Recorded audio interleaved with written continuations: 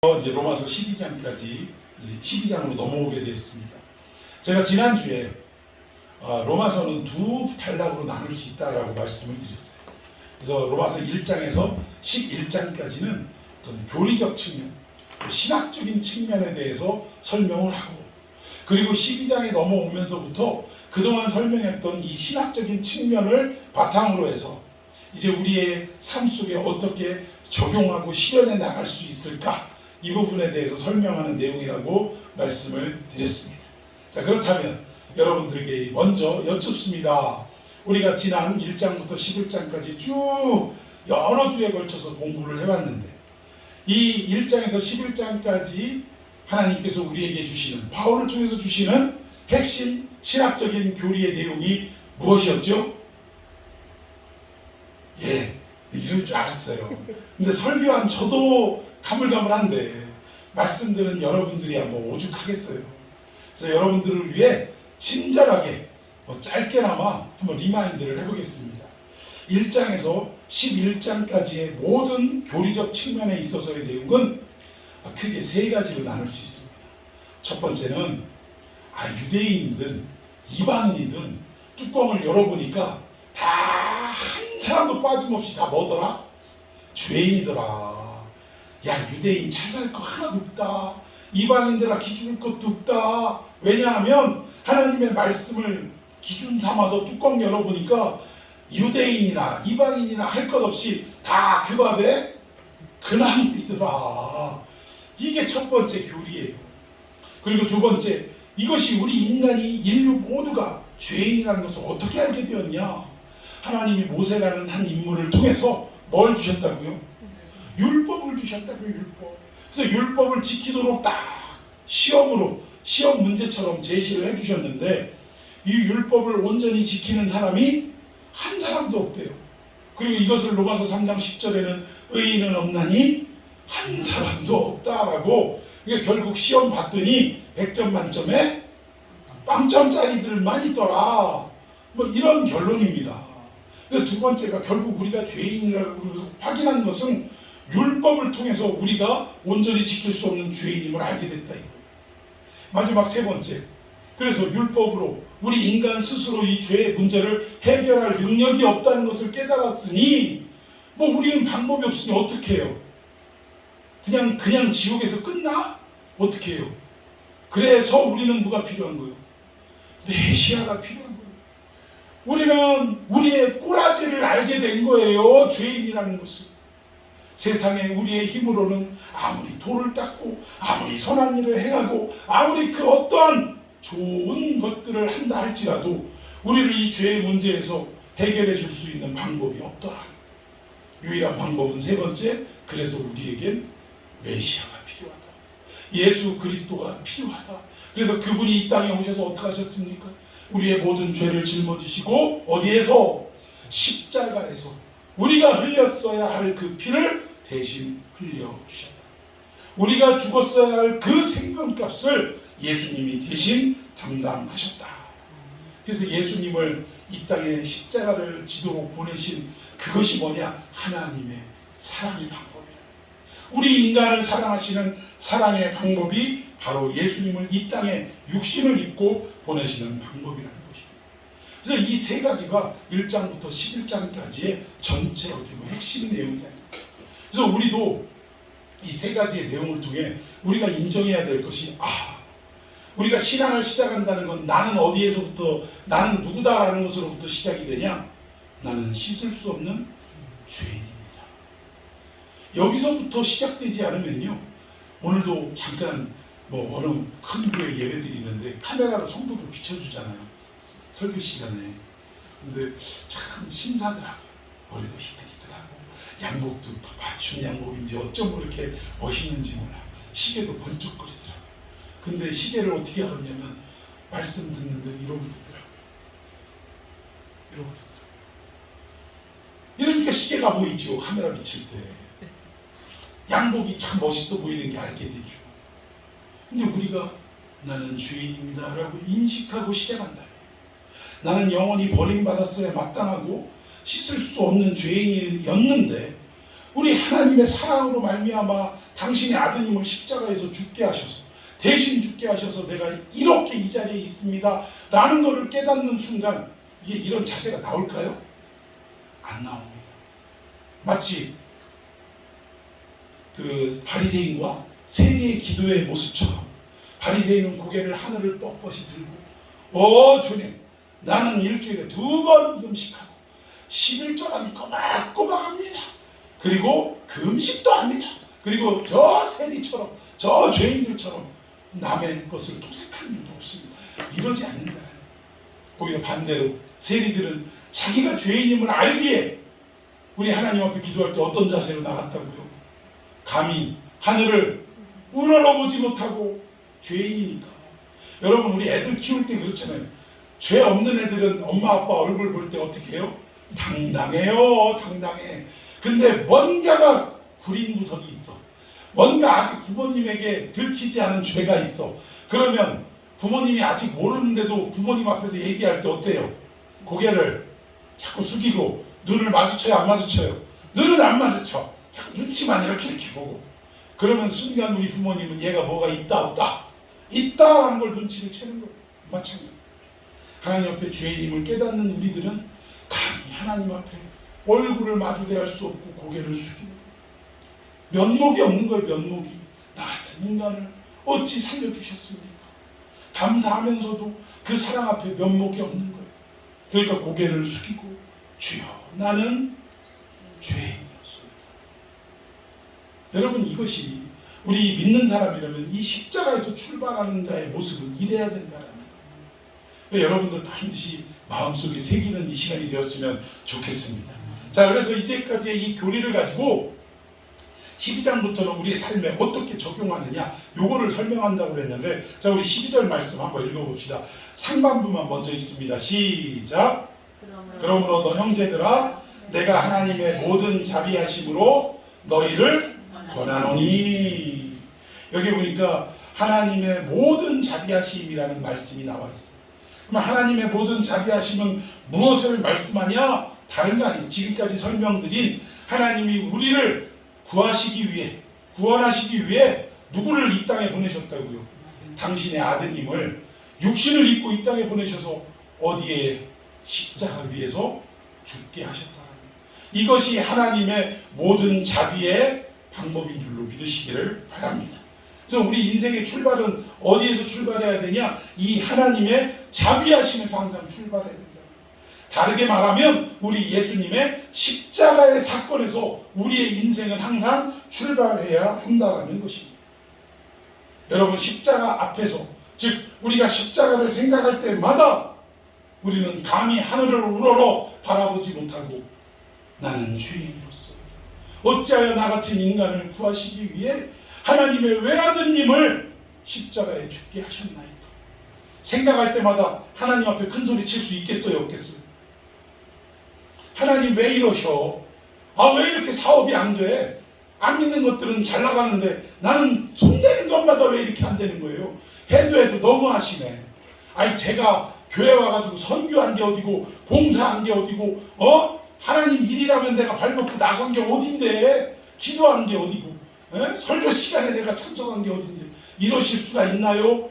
라는 자세를 가질 수 있을까요? 없을까요?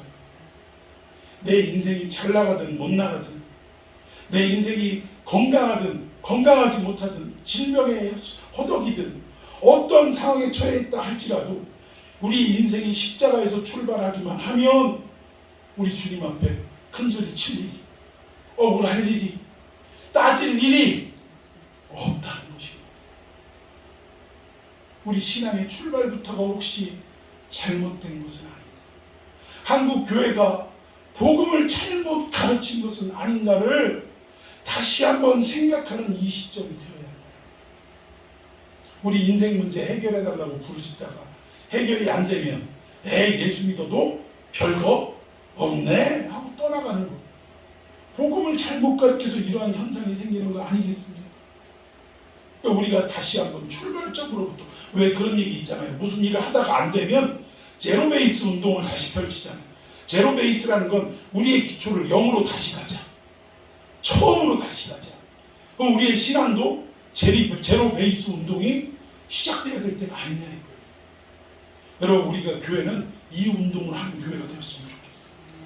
항상 말씀으로 기초하고 하나님이 우리를 구원하신 그 명령, 그 뜻에 기초하는 이러한 교회가 되기를 예수님의 이름으로 축원해 드리겠습니다. 그런데도 불구하고 한국 교회는요, 명분적 그리스도인들이 너무나 많다. 다른 말로 무늬만 그리스도인.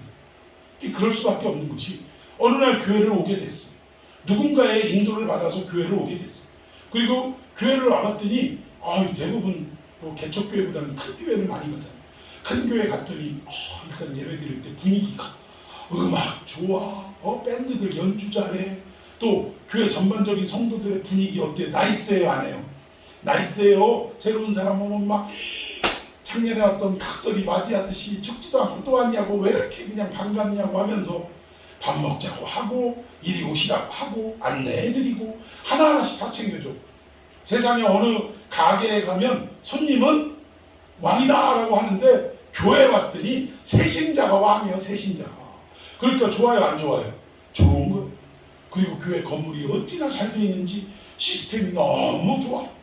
분위기 좋고 시스템 좋고 사람들과의 관계 좋고, 그러니까 교회를 계속 나와야겠다라고 생각돼서 나오다 보니까 이게 1년이 되고 2년이 되고 한 1년 되니까 뭐라요? 6개월 되니까 뭐 받으래요? 학습을 받으래요. 학습. 아직 이 사람 마음에는 예수 그리스도가 나를 위해 죽으신 분, 나를 대신해서 죽으신 분이라는 믿음도 확신도 없는 분이에요. 그런데 교회 생활 한 6개월 하니까 학습을 받아야 되는데, 왜? 그래야 교회 멤버십으로 들어가는 준비 단계이기 때문에. 한 1년 되니까 뭐 받으래요? 세례를 받아야 된대요. 그래서 세례를 받았어. 그리고 한 2, 3년 쭉 다니다 보니까 어느 순간에 성가대를 하래요. 교사를 하래요. 그리고 각 구역에서는 구역 번차를 한번 해보래요. 그러니까 내가 뭘 알아서 그걸 합니까? 라고 얘기했더니 그저 구역장님이 하라는 대로 하면 되고, 성가대장이 하라는 대로 하면 되고, 또 주일학교 부장 집사님이 하라는 대로 하면 된대. 그래서 하라는 대로 하려고 그냥 순종하는 마음으로 하다 보니까 그렇게 또 2, 3년이 지났어요. 그러니까 이번에는 이제 뭐를 하라고 그래요? 구역장을 하라는 거예요. 부장 집사님을 하라는 거예요. 주일학교. 그런데 아직 이분의 마음엔 뭐가 없다고요? 예수님의 십자가의 희생이 나를 위한 것임을, 나를 대신한 것임을 믿지도 못하고 알지도 못하고 체험도 없는 이런 분들이다. 그러니 이 교회가 어떻게 흘러가겠습니까? 교회의 중차대한 일들을 담당하고 있는 장로님 중에서도 그저 아버지가 장로님이었기 때문에 대를 이어 이 교회를 습관적으로 나오다가 나이가 차고 경제적인 여건이 돼서 장로님이 된 분들도 의외로 많습니다. 오늘날 이분들이요, 말씀을 통해 깨닫고 눈물을 흘리며 목사님을 몰래 찾아와서, 왜? 성도들 부끄러우니까. 목사님, 예수 그리스도가 나를 위해 죽으시고 십자가에 대속하시고 나의 구세주가 되셨음을 제가 이제야 알았습니다. 이제야 믿습니다. 형식적이었고 그저 머리로만 알았던 이 사건이 오늘 제 마음속에 뚫고 들어왔습니다.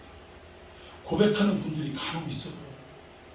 그나마 그때라도 고백하니까 다행이지, 그것도 고백 못하고 깨닫지 못하고 평생을 장로님으로 또 돌아가시면 교회장으로 이렇게 탁 해드리고 해도 이분 결국 우리가 나중에 천국 가면 찾아볼 수 있을까요? 없을까요? 이런 현실이라는 것입니다. 그래서 우리는 이런 데서 출발할 것이 아니라 하나님의 자비하심으로 출발하는 역사가 있어요. 하나님의 자비하심은 곧 뭐다? 예수님의 나를 대신해서 십자가를 지시는 사건이다. 항상 우리의 인생과 우리의 믿음은 여기에서 출발을 해야 된다. 그것이 하나님의 모든 자비하심으로 라는 바울의 말씀이라는 것입니다. 자, 그리고 또 두 번째는 여기에 뭐라고 그래요? 너희를 어떻게 한대요? 권하노니. 권한다라는 말은 뭐예요? 야, 내가 부탁할게, 이런 정도로 우리가 들려집니다. 그런데 이 권한다라는 말이 헬라어로 파라칼레오라고 하는데, 이것이 뭐 부탁할게, 청유할게 뭐 이런 뜻도 있지만 사실은 보다 강력한 의미를 가지고 있다. 훈계한다라는 의미를 갖고 있고, 여러분 누군가에게 간청할 때 대충 합니까? 이를테면 이런 거죠. 내가 지금 물에 빠져서 죽어가고 있어요.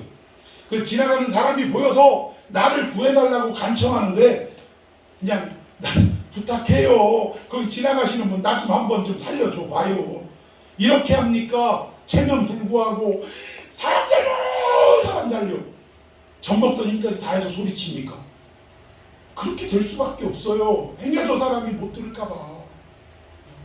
이것이 오늘 여기 권한다라는 의미예요.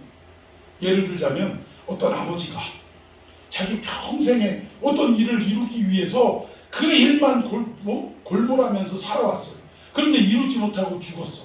근데 죽기 직전에 자식들 모아놓고 내 평생의 소원이 이것인데 얘들아 니들이 제발 좀 이걸 이루어졌으면 좋겠다. 그리고 내가 가지고 있는 이 모든 재산과 그동안 해왔던 모든 일들을 너희에게 물려주마. 이거를 유언으로 하셨으면 자식된 도리에서 입장에서 아버지의 것을 이루어야 돼요? 안 이루어야 돼요? 이루어야죠. 근데 이것을 이루려고 아버지가 하던 일을 뒤이어서 막 하나 둘씩 하다 보면 누가 생각날까? 아버지가 생각나는 거예요.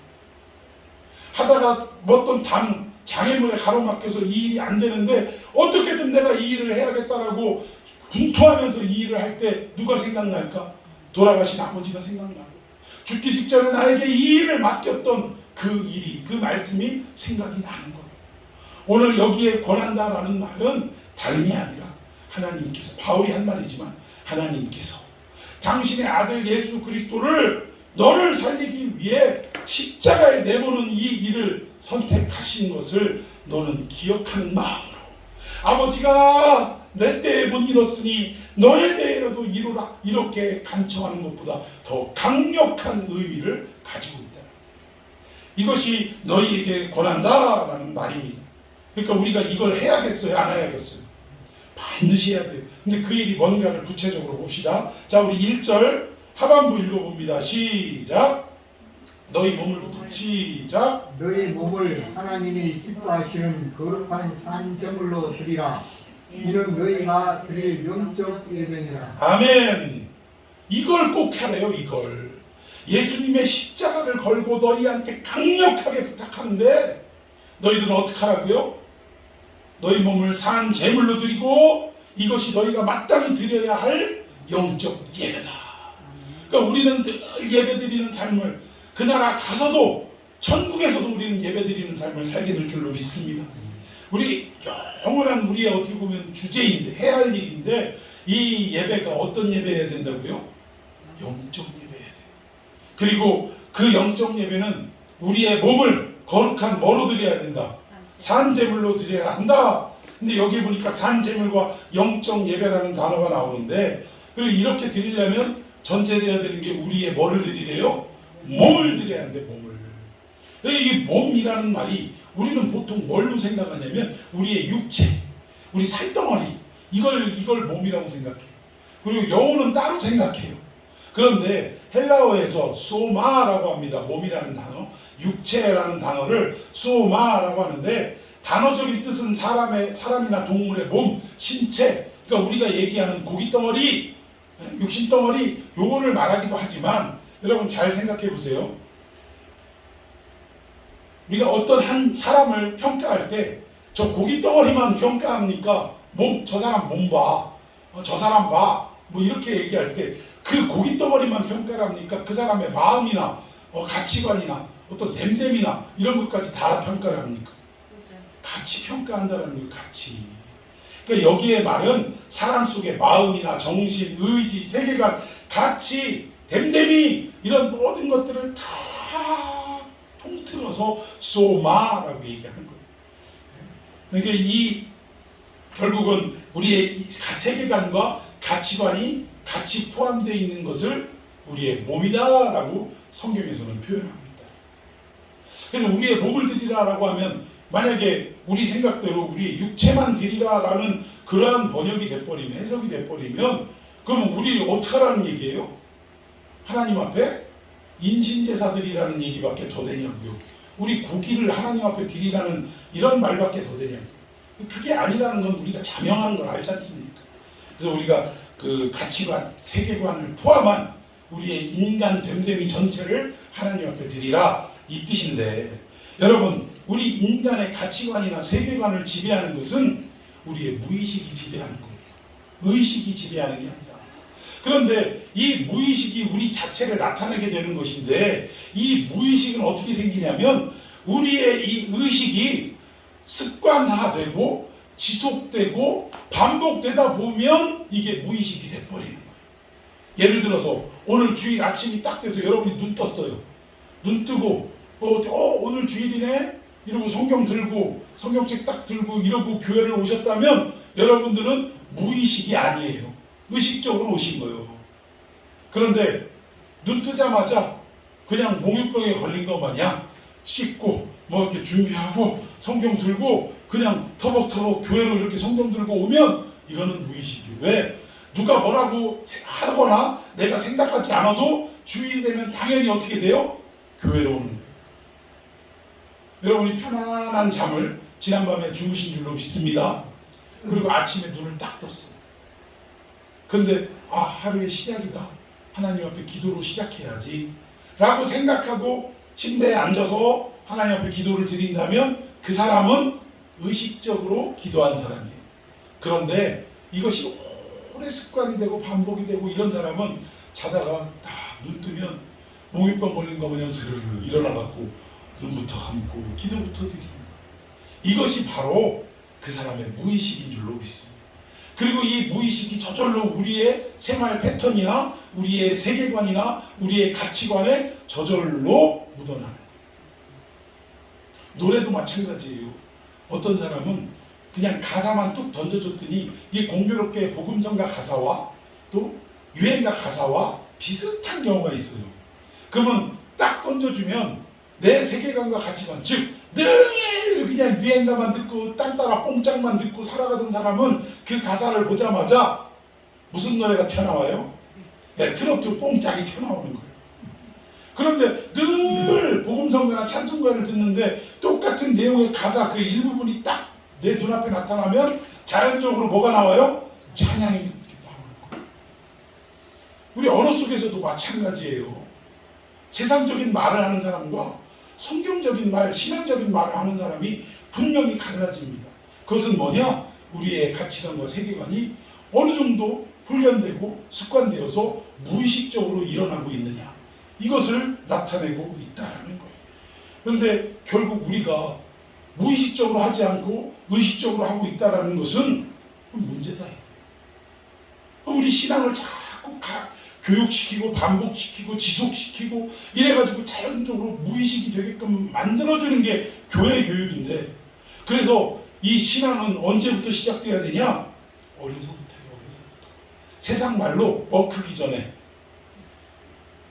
막말로 말하면 대가리 크기 전에, 머리 크기 전에 이 신앙을 주입시켜야 돼요. 말씀을 주입시켜야 돼요. 그런데 한국교회 이 주일학교 교육은 어떻게 됐냐? 그렇지 않습니다. 한 방해를 가르쳐요. 한 방해를. 기적을 가르치고 초자연적인 현상을 가르칩니다. 예를 들자면 이거예요. 여러분이 공부할 때 정말 공부도 제대로 안 했고 준비도 안 했고 내일이 시험인데 그랬어요. 그러면 이렇게 문제가 생긴 여러분들은 무엇을 해야 할까요? 답이 뭐예요? 기도를 해야 합니다. 예, 맞았어요. 우리 인생에 어려운 문제가 생기면 누구에게? 하나님께 무엇을? 기도를 해야 해요. 기도하면 하나님은 들어주세요. 그러면서 간증이랍시고 예화랍시고 어떤 고아원에 햇볕이 들지 않는 고아원이 있었어요. 그런데 너희들에게 겨자씨 안 할 만한 믿음이라도 있으면 이 산을 명하여 저 바다로 던지우리라 예수님이 가르쳐 주셨는데, 이 고아원에 있는 어린아이가 그 설교 말씀을 듣고 하나님 제발 햇빛이 쨍쨍 찌는 이러한 집이 됐으면 좋겠어요 하고 믿음으로 기도를 했더니 어느 날 바다 간척 사업을 한다고 이 뒤에 그늘지게 만들었던 산을 다 깎아가지고 바닷물을 메우는 데 쓰고 말았어요. 그래서 이 고아원은 햇빛이 쨍쨍 내리쬐는 고아원이 되었답니다. 할렐루야! 그럼 어린 그 고사리 손으로 모으고 아멘 하면서 우리도 인생의 문제가 여러분들이 어려운 문제가 있으면 뭐 하라고요? 우리 같이 기도해요. 한 방으로 해결하는 걸 자꾸 가르치더라는 거예요. 오랜 세월 우리의 기도가 이루어지지 않고 응답되지 않아도 끊임없이 우리는 하나님 앞에 기도하는 삶을 살아야 합니다. 이걸 가르치는 게 정상인데 기도하면 해결됩니다. 그러면서 또 그 노래도 할 수 있다 하면 된다. 해보자. 해놓고 그 어린 애들을 갖다가 수련회인가요? 거기에서 막 주야 외치게 만들고 그게 잘못됐다 얘기가 아니라 이 신앙의 틀을 이상하게 만들더라고요. 여러분 우리가 하나님 앞에 간절히 기도해서 기적과 같이 해결이 되는 일들은 일반적인 겁니까? 특수한 겁니까? 근데 우리는 일반적인 걸 안 가르치고 특수한 것만 가르치고 있더라고요.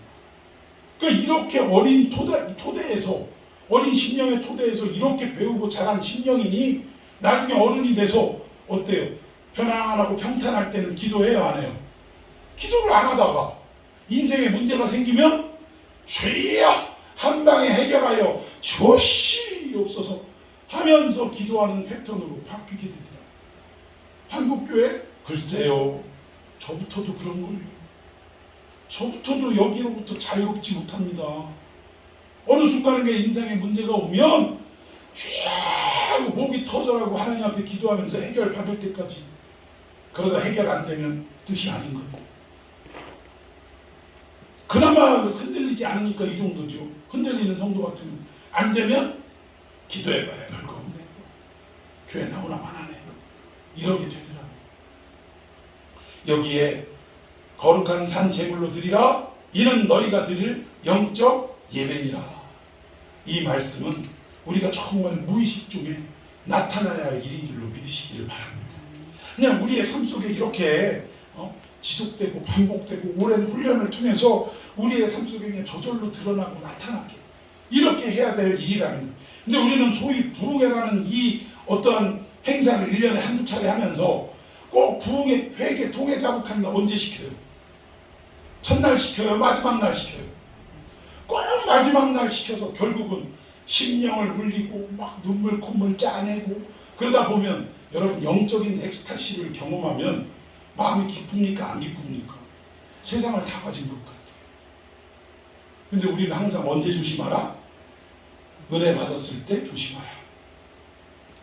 감정적으로 치우치지 마라. 그리고 이럴 때에 가끔 1년에 한두 차례씩 하면서 교회가 무슨 건축 헌금을 해야 한다거나 아니면 특별한 예산을 세워야 한다거나 이런 일이 있으면 강사를 또 그쪽에 유능한 분을 모셔가지고 이래가지고 그 목적을 달성하기 위해 부흥회 하는 경우가 많아요. 왜? 은혜 받으면 그런 카타르시스를 느끼면 그냥 그 자리에서 내가 뭐 하겠다고 섣부르게 하는 분들이 있기 때문에 분위기를 그렇게 조성하면 또 저 사람도 해? 그러면 나도 안 할 수는 없지. 얘기했잖아요. 1억 손 들어주시기를 바랍니다. 그랬더니 아무도 안 들었는데 네 감사합니다. 2분 드셨습니다. 그러니까 맨 앞자리에 있는 장로님이 어떤 놈이 손을 들은 거요 하면서 두 번째 그러면 5천만 원 작정하실 분 손 들어주시 마지못해 손 드는 이런 일이 돼서야 되겠냐 이겁니다. 우리는 자연스럽게 오랜 세월 기도하고 묵묵히 기도하고 또 하나님의 말씀대로 살아가려고 반복하고 습관화되고 이런 일들이 일어나는 그러한 교육이 교회에서 이루어져야 한다는 거예요. 여러분 제가 요즘 운동을 해서 경험해 봤는데요. 예를 들어서 우리 눈앞에 100kg짜리 엽기가 있다고 합시다. 기도도 마찬가지이기 때문에 그래요. 한 방에 자꾸 해결하려고 하는데 우리 눈앞에 100kg짜리 엽기가 있어요. 그러면 우리는 어떡하냐? 그대로 우리 신앙대로 얘기하자면 주여! 엽기냐 양쪽에다가 안수를 딱 하면서 주여! 이걸 한 방에 들 수 있는 힘을 나에게 주시옵소서 하고서 엽기를 틀으려고 하다가 뭐가 나가요? 허리가 나가는 거예요. 이것은 어떻게 해야 돼요? 꾸준히 하나님 앞에 기도하면서 훈련하면서 반복하면서 처음에는 몇 킬로부터 내가 할 수 있는 10kg부터 그 다음에 이걸로 해서 근육이 생기고 기초 체력이 조금씩 다져지고 이거보다 조금 더 할 수 있을 것 같다 싶으면 15kg로 20kg로 30kg로 50kg로 나중에 80kg로 그러다 어떻게 되는 거예요? 100kg가 들게 되는 거예요. 여러분, 이런 신앙의 과정과 훈련이 쭉 이어져야 되는데 자꾸 우리는 뭘 가르쳐요? 한 방에 100kg를 드는 이런 방법을 가르치고 있지는 않느냐. 여러분, 이거를 세상 말로 범죄 용어로 뭐라고 하는지 아세요? 우리가 기도만 하면 한 번에 100kg 들 수 있다, 한 방에 해결할 수 있다, 이거를 뭐라고 해요? 전문 용어로 사기라고 하는 거예요. 사기.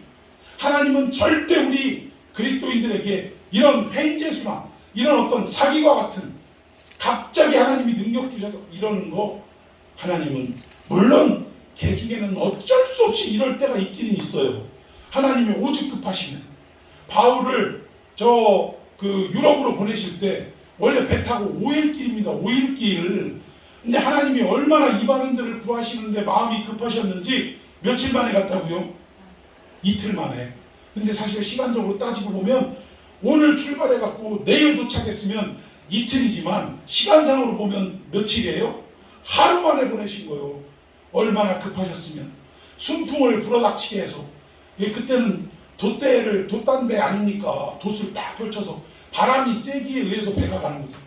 얼마나 급하셨으면 평상시에 5일 가는 그 거리를 하루 만에 몰아닥쳤을까. 그런 특별한 경우가 있지만 일반적인 경우에는 보통은 어때요? 우리가 오래 습관화되고 버릇처럼 하고 일관되고 또 지속되면 이것이 하나님의 어떤 그 놀라운 그 우리의 신앙으로 이렇게 자리 잡아가게 되더라는 것입니다. 자, 근데 이게 안 되니까 그럼 과연 어떤 것들을 이렇게 오랜 습관을 해야 되냐? 2절 시작. 너희는 이 세계를 본받지 말고 오직 마음을 새롭게 하고 변화를 받아 하나님의 선하시고 기뻐하시고 온전하신 뜻이 무엇인지 분별하도록 하라. 아멘. 자, 우리 첫 번째는 오직 마음을 어떻게 해야 돼요? 새롭게 하래요. 새롭게. 근데 여러분, 우리가 마음을 새롭게 하는 것은 우리의 의지로 되는 겁니까? 하나님께서 허락하셔야 되는 겁니까? 허락하셔야 됩니다. 우리가 믿을 수 없었던 예수님을 믿게 된 마음을 갖게 된 건 하나님께서 일방적으로 우리의 마음 가운데 은혜로 선물을 주셨기 때문에 우리의 마음이 새로워집니다. 그 고린도후서 5장 17절 말씀이 있잖아요. 이전 것은 지나갔으니 보라 새 것이 되었도다. 보라 새 것이 되는 것은 일방적인 하나님의 은혜 때문에 가능한 줄로 믿습니다.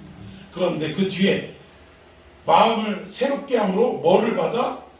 변화를 받아.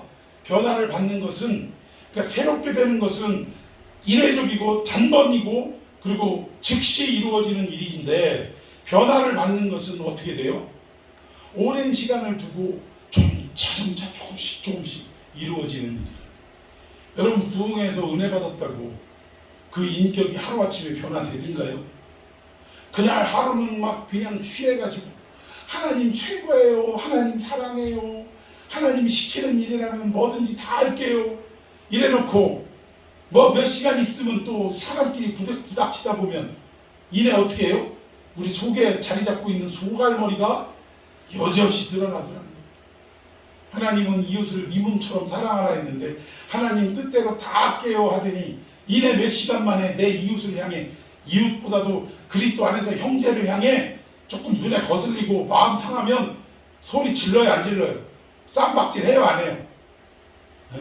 집사님, 권사님 하다가 죄송합니다, 이년아 저년아 머리끄댕이 잡고 이러더라고요. 근데 이것이 단번에 변화가 안 이루어져요. 꾸준히 주시는 말씀을 통해 내 모습을 비추어 보게 되고, 아, 내가 하나님 뜻대로 살아가지 못했구나 그러면서 고쳐야지 마음 먹었지만 또 인생에서 무너지고 하나님 앞에 나와서 또 회개하고 또 말씀으로 위로받고 세상 나가서 또 무너지고, 이것을 반복하다 보면 어느 순간인가 세월이 지나 내 인생을 딱 돌아보니까 내가 어느 순간인가 좀 많이 변화가 됐어요, 안 됐어요?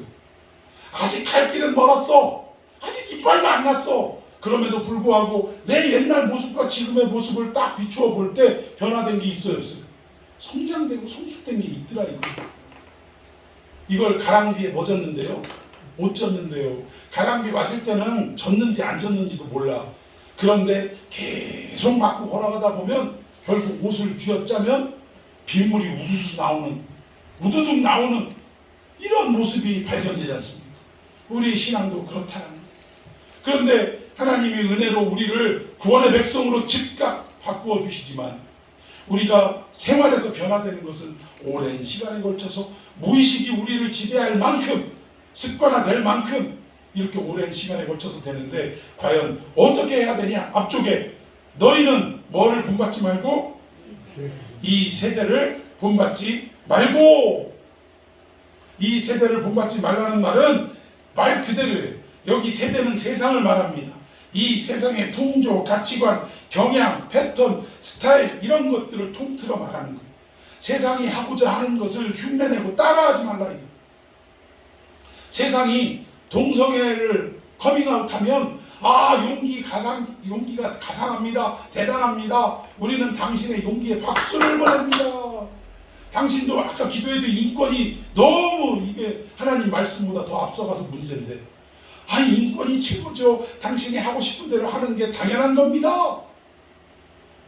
이런 시대가 됐어요. 이게 세상에 뭐라고요? 풍조요, 풍조. 이 세대의 모습이 이걸 어떻게 하라고? 본받지 말라 이 얘기입니다. 그런데 교회가 자꾸 세상의 풍조를 본받기 시작해요. 그 이유가 뭐냐면 예전에는 교회와 세상의 문화를 딱 비교해 볼 때 세상 문화가 발달했을까요? 교회 문화가 발달했을까요? 교회 문화가 발달했어요. 그 어려울 때 탁구가 어디 있어요? 탁구가. 근데 교회에 오면 뭐가 있어? 탁구대가 있는 거예요. 세상에 탁구장도 찾기가 어려울 때 그때는 그냥 뭐 말이 탁구지 해본 적도 없을 때 근데 교회에 오면 탁구대와 탁구채와 탁구공이 있어. 이거 쳐보려고 줄 서고 있어. 그거 한번 해보겠다고 교회로 오는 거예요. 여러분 우리 학교 다닐 때는 1년에 한 번씩 가을이 되면 문학의 밤이라는 거 했었어요. 문학의 밤. 요즘 문학의 밤 한다고 애들한테 얘기해 보세요. 좋은 시를 읽고 연극을 하고 노래를 하고 뭐 이런 거 할 테니까 오라고 하면 오겠어요? 안 오겠어요? 오는 애들이 이상한 애들이요. 근데 그때는 세상에 볼 게 없었어요. 세상에 우리 집이 좀 잘 살아가지고 TV가 우리 동네에 하나밖에 없었어요. 그러니까 만화 영화 하는 시간이 되면 하여튼 중학교 고등학교 형들까지 우리 집으로 오는데 제가 그때 국민학생이었는데 올 때 꼭 뭐를 갖고 와요? 딱지, 구슬 뭐 이런 것들을 갖고 와가지고 그 텔레비전 보게 해달라고 그걸 저한테 주는 거예요. 그리고 또 우리 집 그 마루가 거실이 넓어가지고 하여튼 몇십 명이 들어와가지고 텔레비를 중심으로 쭉 앉고요. 그리고 뭐 특별하게 무슨 권투를 한다거나 아니면 스포츠 아주 그냥 재밌는 거 레슬링 한다거나 이러면 어른들도 와가지고 거기에 와가지고 앉았었어요. 근데 뭐 예전에는 그랬지만 지금은 교회와 세상과 문화가 어디가 더 발달이 돼 있어요? 세상이 발달이 돼 있어요. 그러니까 아무리 교회에서 뒤처진 문화를 가지고 홍보를 해도 올 사람이 없더라 이거요. 그러니까 교회가 착각한 게 뭐냐면 세상에 앞선 문화를 교회에다 시스템화하면 그러면 사람들이 교회로 어떻게 할 거예요? 올 것 아니겠느냐 이런 생각으로 자꾸 세상화되고 있다. 전도도요 무슨 뭐 알파 전도인가 뭐 이런 법 있잖아요. 나 이거 알파 하는데 보고 이 세신자라고도 안 하던데 하여튼 이분들을 교회로 초청하는데 이 찬양 밴드가 그 넓은 식당 큰데 이런 데서 그 교회 식당 거기서 앞에서 막 들어오는데 막 입장하고 세신자들 입장하는데 막 밴드가 찬양을 하는 거예요. 근데 찬양인 줄 알고 가만히 들어봤더니 무슨 노래냐면 짜짜라 짜라 짜라 짠짠짠 당신을 향한 나의 마음은 무조건이야. 노래는 안 하지만 그 음악을 딱 틀어주면서 세신자들이 들어오게 만드는 거예요. 전도한 사람하고 같이 손잡고 들어오는. 아니 이게 뭐래요 이게. 그러니까 사람들이 세상에서 트로트 노래를 좋아하고 하니까 교회에서도 그 문화를 가지고 와서 적용을 하면 세상 사람들이 좋아할 줄 알고 교회에 정착할 줄 알고 그렇게 하는 거예요. 근데 여러분 안타까운 것은 교회가 점점 중간 세대, 다음 세대들이 없어지는 거 아십니까? 지금 개척교회들은요 거의가 주일학교가 거의 없어요. 중고등부 거의 없습니다. 우리 교회도 그렇잖아요. 근데 이런 상황인데 근데 오히려 청년들과 중고등부 학생들이 왜 교회를 떠나가는지 아십니까? 이 교회가 문화가 발달하지 않아서요? 시스템이 좋지 않아서요? 우리는 자꾸 그쪽이 좋아야 사람들이 올 수 있다라고 착각하고 그쪽에 힘을 들이는데, 이분들, 이 젊은이들에게 우리가 조사를 해보니까, 설문을 해보니까 그 이유가 뭐냐면 목사님의 설교가 얼토당토 않더라 이거예요. 이건 도저히 우리가 납득되지 않는 이야기를 하고 있다. 즉 다른 말로 말하면 바른 복음을 전하지 않기 때문에 교회에 더 이상 나가지 않는다 라는 설문이 대다수였다. 여러분, 우리는요 이 앞에 시스템을 세상같이 멋지게 하고 조명을 하면 좋겠지. 근데 이렇게 해야 사람들이 온다라고 착각하고 거기에 마음을 쓴다라는 거예요. 근데 여러분, 교회는요 오히려 세상적 문화는 뒤떨어진다 할지라도 오히려 교회는 뭐가 있어야 돼요? 말씀이 있어야 돼요. 바른 복음을 전해야 됩니다. 왜냐하면 사람의 마음을 움직이는 것은 사람의 어떤 말하는 스킬과 기술 때문이 아니고, 결국 누구를 통해 하나님의 말씀이 전달돼도 듣는 이로 하여금 마음이 열리고 변화되는 건 하나님이 작용하시기 때문입니다. 여러분, 저도 요즘 제가 목도 안 좋은데, 또 은석이도 이제 드럼 치다가 갔는데, 은비하고 저하고 둘이서도 제가 기타 다시 든 이유가 뭔지 아세요? 기타도 뭐 하도 안 치고 하니까 실력도 많이 줄어들었고, 또 뭐 손가락 힘도 많이 없어서 좀 불편하기도 하고, 굳은 살도 없어서 손가락도 아파요 지금. 근데 어쨌든 그때도 해보려고 했지만 뭔가 자꾸 이렇게 침체되더라고요. 성도들은 한정돼 있고 오히려 이 찬양하는 게 침체돼 있더라고요. 그러다가 그냥 반주만 맡아서 하야겠다 이러다가 어느 순간인가 제 마음에 무슨 마음이 들었냐면, 너 찬양을 물론 성도들과 같이 어울려서 하는 거지만 이 찬양의 근본적인 받으실 주체가 누구드냐? 내가 아니더냐, 즉 하나님이 아니시더냐? 그러면 우리는 어떤 상황에 있다 할지라도 악기가 없으면 없는 대로, 악기가 있으면 있는 대로 하나님 앞에 뭐를 다해서, 마음과 뜻과 정성을 다해서. 왜? 우리가 지음받은 목적이 그것을 위해서요. 찬양을 위해서. 그러면 해는 것이 마땅하지 않겠느냐? 그 마음을 주셔서요. 요즘 제가 다시 이 기타도 조금씩 치고요. 그리고 주중에 나와서 영어 공부 몇 시간 하고, 그리고 또 한 번도 이제 말로만 가르치고 말로만 뭐라고 했지 드럼을 제가 쳐보질 않았어요. 드럼도 지금 제가 연습하고 있어요. 제가 치려고가 목적이 아니라 제가 어느 정도 배우면 우리 좀 나이 먹은 성도들에게도 가르쳐 줄 수 있지 않을까, 이런 마음으로. 제가 옆에서 찬양 인도하니까 드럼을 칠 수는 없잖아요.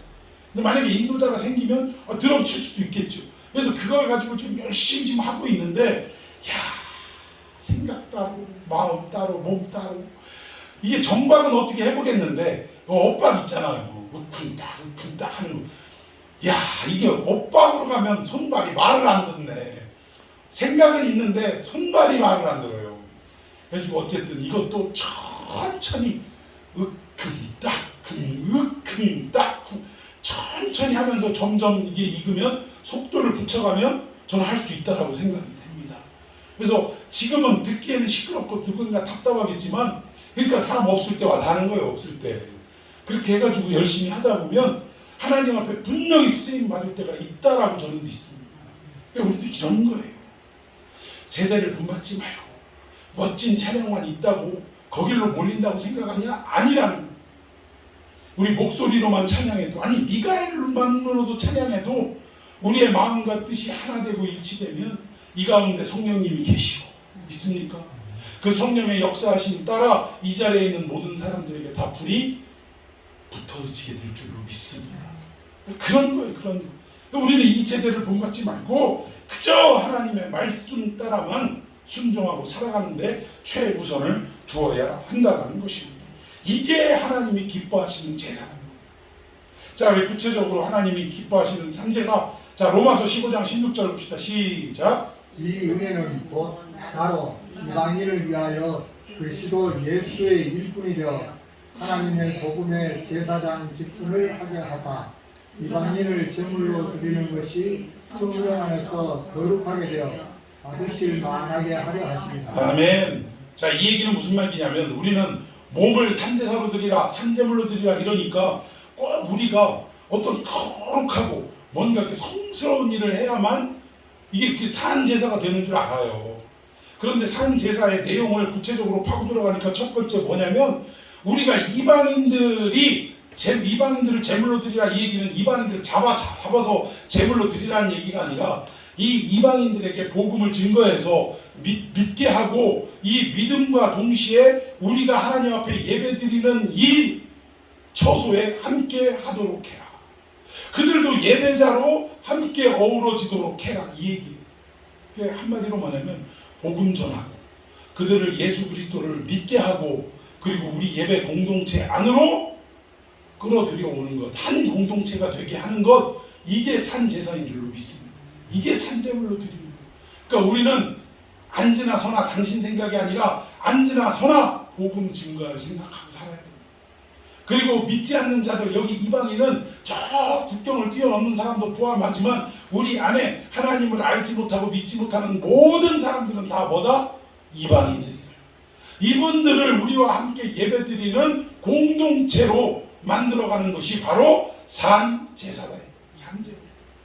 자, 그리고 성경 한 구절 더 봅시다. 또 무엇이 산제물이냐?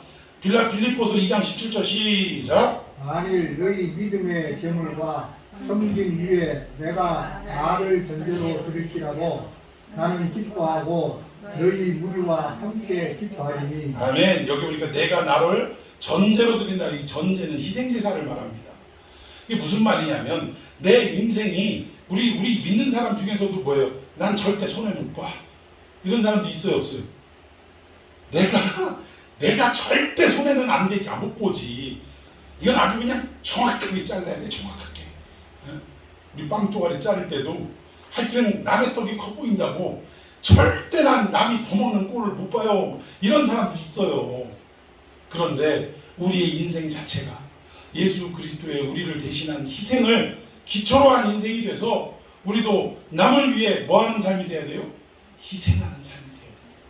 손해도 좀 보고 억울하게 애매하게 욕도 좀 얻어먹고 그래도 우리가 이걸 감수하면서 우리를 욕하고 비방하고 손가락질하는 이 사람들을 예수님의 백성으로 만들게 하기 위해서 하나님의 자녀로 만들게 하기 위해서 우리가 인생을 그렇게 살아가야 된다.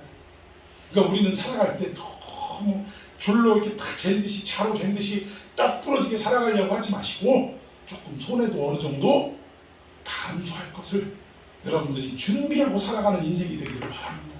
그렇다고 무조건 손해보라는 얘기가 아니라 그 대상을 어떻게 하려고? 전도하기 위해서 저분을 예수 그리스도인으로 만들기 위해서 내가 좀 손해보면 어떠리? 저 사람만 예수 믿으면 되지. 이러한 마음의 자세로 살아가는 삶이 바로 산제물이 드리는 삶인 줄로 믿으시기를 바랍니다. 예수님도 그러잖아요. 우리의 인생 자체가 이렇게 남에게 희생하고 헌신하고 이런 모습이어야 되는데 예수님이 이 소자에게 냉수 한 그릇 준 것이 다 누구에게 한 일이래요? 나에게 한 일이라고 하지 않습니까? 나에게 한 일이라는 것은 뭐냐? 우리가 다 제사로 드려져서 하나님이 받으셨다 이 얘기예요. 우리는 늘 이렇게 예배드리는 삶, 제사 드리는 삶, 산제물로 드리는 삶이 되어야 할 줄로 믿습니다.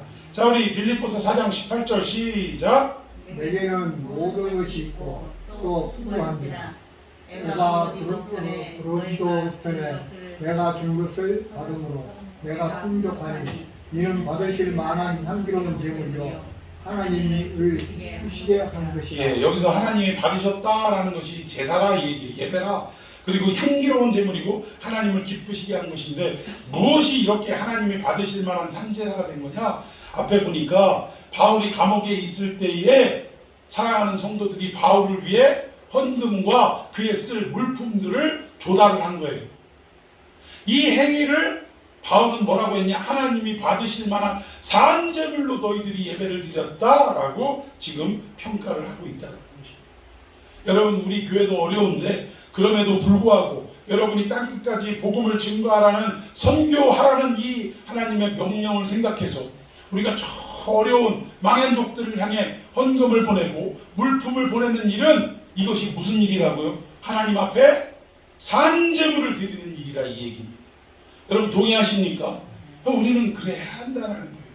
자, 그리고 또 히브리서 13장 15절 16절까지 시작. 그러므로 우리는 예수로 말미암아 항상 찬송의 제사를 하나님께 드리자.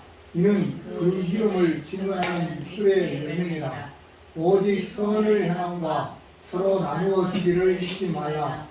하나님은 이 같은 제사를 기뻐하시느니라. 아멘. 여기서 이 같은 제사를 기뻐하신다라는 것이 제사를 드리는 걸 말하는 거고, 그럼 과연 그 산 제물은 무엇을 말하냐? 15절에 보니까 항상 찬송의 제사를 누구에게 드리랴? 하나님께 드리라. 그러니까 늘 우리의 삶은요, 원망과 불평이 아니라 하나님께 감사와 찬송을 드리는 삶이 되는 것이 산제물로 드리는 것이다. 그리고 두 번째는 뭐예요? 오직 선을 행하고 서로 나눠주고 그럼 이웃을 섬기는 일을 하는 것이 산제물로 드리는 삶이다. 우리를 막연하게 홀리 이게 산제물이 아니라 우리의 삶 속에 기도하는 삶, 찬양하는 삶, 그리고 이웃을 섬기는 삶, 땅끝까지 복음을 증거하는 삶, 이 모든 것들이 하나님께 산제물로 드리는 삶이다. 앞에 우리는 다 죄인이었고 이것을 율법을 통해 확인된 바고 우리 스스로는 방법이 없었는데 예수 그리스도가 십자가를 대신 죽으심으로 우리에게 구원을 허락하셨다면, 이게 이제 그 교리였다면, 이제 우리는 그 교리를 붙들고 어떻게 살아가야 되냐? 하나님 앞에 산제물로 드리는 삶을 살아가야 되는데, 이것이 하나님께 늘 찬송하고 기도하고 예배하고 그리고 선교하고 이웃을 섬기는 삶이 되어야 한다. 이 내용을 지금 바울은 우리에게 강력하게 주장하고 있다라는 것입니다. 자, 우리 사도행전 10장 4절도 봅시다. 시작. 고넬료가 주목하여 보고 두려워 이르되 주여 무슨 일이니까 청상하 이르되 내 기도와 구제가 하나님 앞에 상달되어 기억하시는 바가 되었으니. 예, 여기 보니까 고넬료는 항상 하나님 앞에 뭐 하는 자였어요? 기도하는 사람이었다라는 거예요. 그리고 또 이웃을 구제하는 사람이에요. 심지어 이 베드로에게 그 고넬료를 소개할 때 장로들이 와가지고 소개를 했어요. 근데 장로들이 뭐라고 소개를 했습니까? 이 사람은 이방인이고 군대 장관이지만 우리를 위하여 뭘 지어줬나이다? 회당을 지어줬나이다. 그러니까 늘 이웃을 섬기고 자기가 지배하는 나라의 장관이라고 해서 함부로 대하지 않고, 백부장이라서 함부로 대하지 않고 이 유대인들을 잘 섬기는, 선행을 하는 이런 사람입니다. 하나님은 이 고넬료 사건에서도 뭐라고 얘기를 하냐?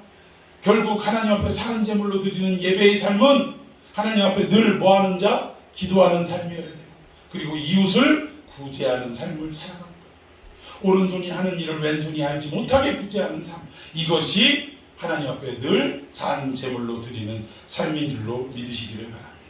종합해보면 결국 산제물로 드리는 것은 첫 번째, 하나님을 사랑하는 삶을 살아가는 것이 산제물이에요.